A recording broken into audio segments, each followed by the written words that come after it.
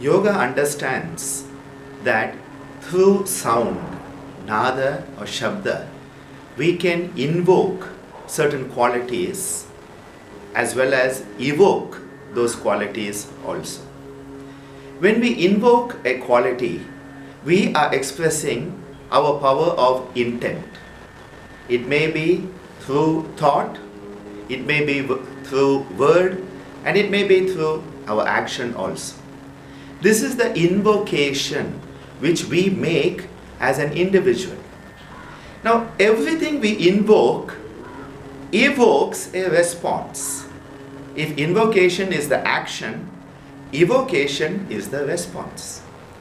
And this evocation depends on what we have invoked in the first place. Science understands this in neurophysiology through the concept of evoked potentials. Electrical activity in our brain in different areas that are the resultant of certain sensory invocations, sensory stimulations. For example, when I see something, a certain evoked potential is evoked in my occipital area, that area which is my visual cortex. And this is called visual evoked potential.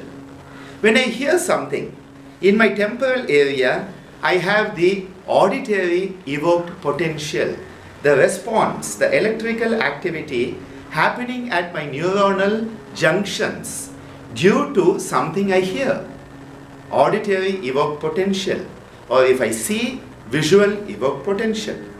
Similarly, we have the somatosensory areas up on the top of our cortex, and these somatosensory areas, they respond when there is sensation.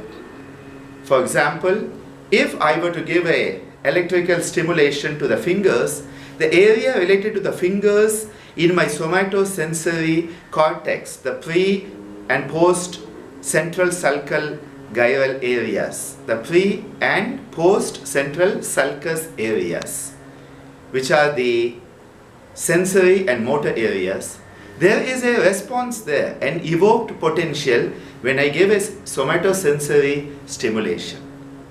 Now this is understood in science. You can have a visual evoked potential, you can have an auditory evoked potential, and you can have a somatosensory evoked potential. The same thing is understood by the yogis who say, be careful what you invoke, because every invocation will have a response intrapersonally, that is within you. It will have a response interpersonally with the other people in the society, in your family who you interact with, and of course transpersonally with the universe itself.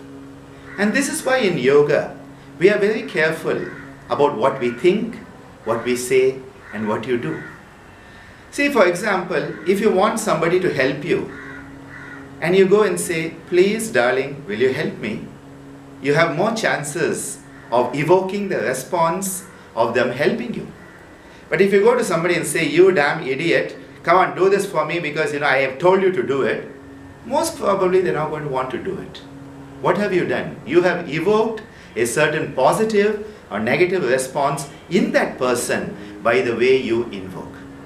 We have to be very careful.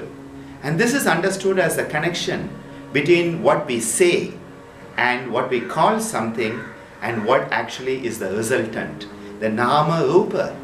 What you call somebody, what you call something, and what you evoke in that person. Ancient Indian culture was very, very, very careful about what they called children. Names given to children were names that would evoke the best divine qualities in that person, enable them to manifest their potentiality into a grand and beautiful divine actuality. The process of self-actualization that Abraham Maslow, the psychologist, has talked about, where we must be what we can be. Well, it all starts with what you invoke, because what you put in is what comes back. As you sow, so shall you reap. If you put in potatoes, you're going to get potatoes. If you put in tomatoes, you're going to get tomatoes. But we all put potatoes and then expect pizzas to come out. It doesn't happen that way. The divine law, the law of karma, says that what you put in is what you get out. Karma is both the action as well as the reaction induced by the action. The invocation is an action. It is a conscious action that we as an individual are making through thought, word and deed.